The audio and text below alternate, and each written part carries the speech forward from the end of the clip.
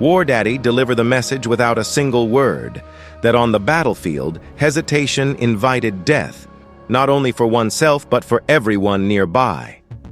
The rest of the crew regarded Norman with a softer presence, a brief embrace, a light pat, or simply a non-judgmental nearness.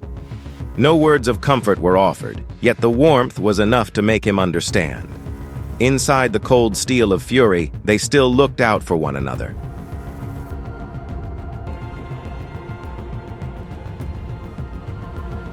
Fury rolled forward again, bodies hung from wooden posts, German civilians condemned as traitors for refusing to submit to the regime, a grim reminder that wartime fanaticism spared no one.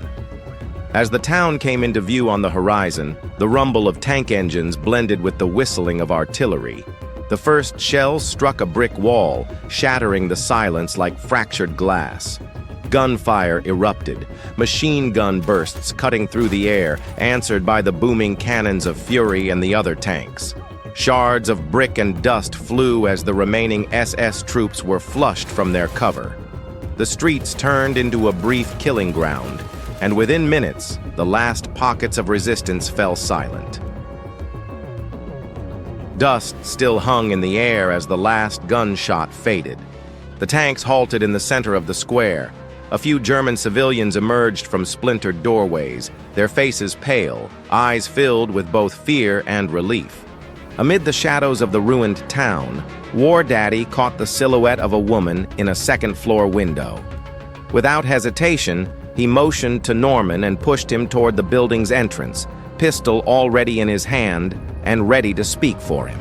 Behind a weathered wooden door, the woman stood frozen, her face pale.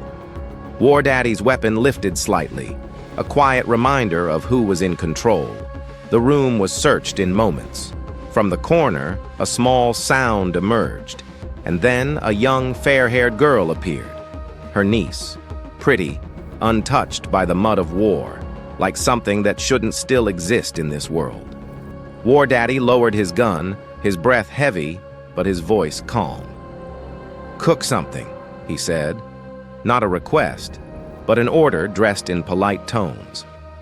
Norman stood by the doorway, unsure if he was witnessing an act of humanity or the opening scene of another disaster. War Daddy asked calmly,